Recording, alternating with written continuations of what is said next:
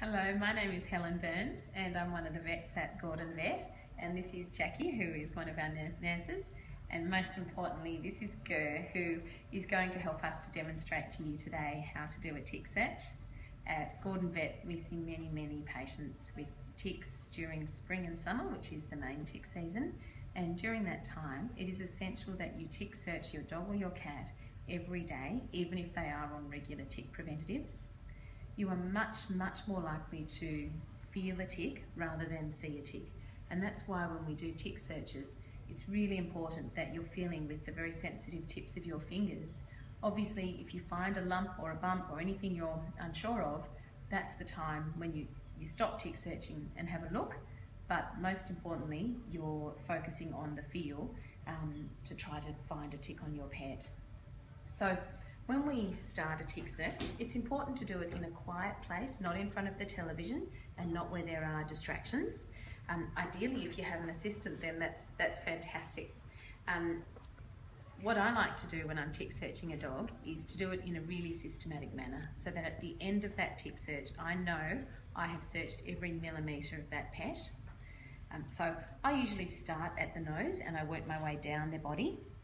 90% of ticks are found on the head, neck or shoulders of pets. So I always start there, but it is absolutely essential that you tick search your entire pet.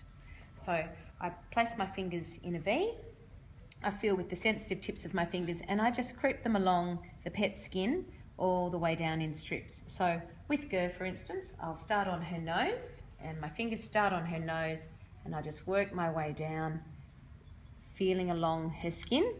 When I get to the collar, I would either remove the collar or make sure it's well out of the way so that I can feel all the way down her body. So I work my way down to her tail, feeling the skin all the way down, and then I come back and I do my next strip.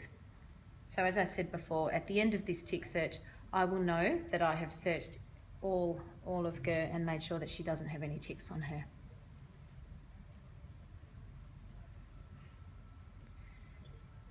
Now, to stop there are some places where it is really important to have an extra little look. One is the ears, and just being mindful to check both the outside of the ear flap and the inside of the ear flap. And I would always have a little look and a little feel deep and down inside the canal as well. With a dog's face, they usually don't like being touched on their face, but this is probably where we find most ticks that have been missed. So make sure that you feel against the way the coat runs all the way along, particularly on the lips, and I would even just lift the lips and have a little look as well to make sure that there are no ticks on the underside of the lips. And finally, the last place where we find ticks missed sometimes is in the foot pads. So it's really important to have a really good feel in between the toes and also a look as you go through.